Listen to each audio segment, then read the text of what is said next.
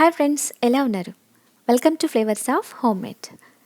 ఇలా చూసారా, మసాలా పీనట్ చాలా టేస్టీగా, చాలా సింపుల్గా, చాలా త్వరగా తయారైపోతుంది. ఇది చాలా సింపుల్ రెసిపీ. తక్కువ ఇంగ్రీడియంట్స్ తోటి తక్కువ సమయంలో తయారైపోతుంది.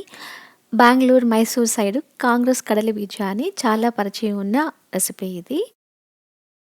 ఇక్కడ నేను 1 కప్ వేరుశనగ గుళ్ళు తీసుకుని బాండల్లో వేసుకుని వేయించుకుంటున్నాను. మంటని మీడియంలో ఉంచి పీనట్స్ని ఫ్రై చేసుకోవాలి. ఫ్రైడ్ పీనట్స్ టేస్ట్ అంతా అది వేయించే విధానంలో ఉంటుంది. తక్కువ మంట మీద కాస్త ఓపికగా సమయం తీసుకుని వేరుశనగ పప్పుని రోస్ట్ చేసుకుంటే అవి లోపల వరకు వేగి చాలా టేస్టీగా ఉంటాయి.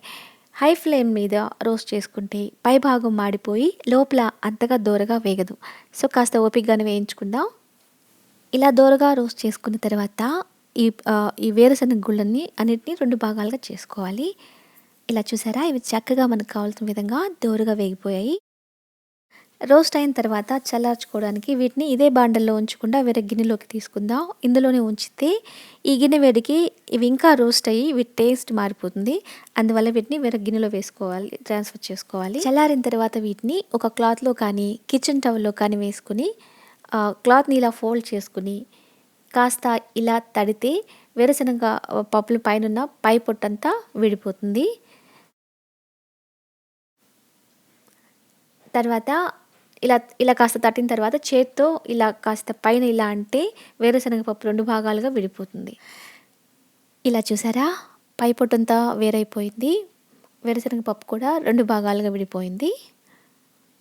నీట్గా వచ్చేసింది కదా, మనకు కావాల్సిన విధంగా రెడీ అయిపోయింది. సో దోరగా వేగిన మన వేరుశనగ పప్పు పై పొట్టు అంతా తీసేసి ఇలా రెడీ అయిపోయాయి. ఇప్పుడు ఒక బాండలు పెట్టుకుని అందులో 1 నుంచి 2 టీ స్పూన్స్ ఆయిల్ వేసుకుని వేడి చేసుకుంటున్నాను. మంట లోలో పెట్టుకోవాలి, ఎందుకంటే ఇప్పుడు మనం కరివేపాకు వేయించుకోవాలి. ఇక్కడ నేను 15 నుంచి 20 కరివేపాకులు తీసుకుంటున్నాను. మంట చాలా లోలో ఉంచుకుని కరివేపాకును వేసుకున్నాను.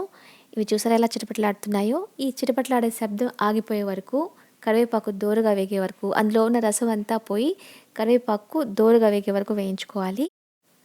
ఇప్పుడు ఇందులో రెడీ చేసి పెట్టుకున్న వేరుశనగ పప్పుని వేసుకుంటున్నాను. తర్వాత ఇందులో 1/2 టీ స్పూన్ మిరప్పొడి వేసుకుంటున్నాను. కొంచెం ఇంగువను వేసుకుంటున్నాను. 1/4 టీ స్పూన్ కంటే కొంచెం తక్కువ. ఆ తర్వాత పసుపు కూడా కొంచెం వేసుకుంటున్నాను. ఇది కూడా 1/4 టీ స్పూన్ కంటే తక్కువ. ఆ తర్వాత 1/2 టీ స్పూన్ మిరియాల పొడిని వేసుకున్నాను. తర్వాత ఇవన్నీ చక్కగా మిక్స్ చేసుకుందాం. మిరియాల పొడి, మిరప్పొడి ఇక్కడ మన టేస్ట్కి తగ్గట్టు ఎక్కువ తక్కువలు చేసుకోవచ్చు. కొంచెం రుచికి సరిపడా ఉప్పును కూడా వేసుకుంటున్నాను. ఇవన్నీ మసాలా పొడులు అండ్ ఈ ఉప్పు, ఈ పీనట్స్ అన్నీ చక్కగా ఒకదానితో ఒకటి కలిసే విధంగా మిక్స్ చేసుకుంటున్నాను.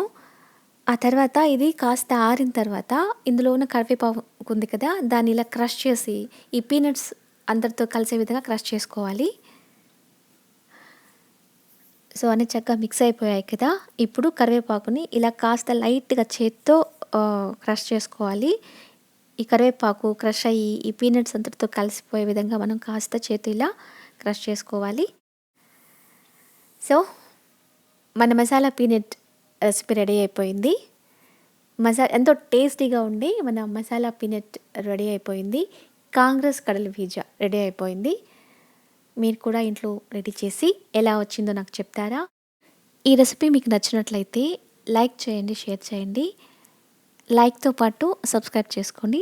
సబ్స్క్రైబ్ చేసుకునే వాళ్ళు గంట ఐకాన్ని క్లిక్ చేయండి. అందువల్ల నేను చేసే ప్రతి వీడియో నోటిఫికేషన్ మీకు అందుతుంది.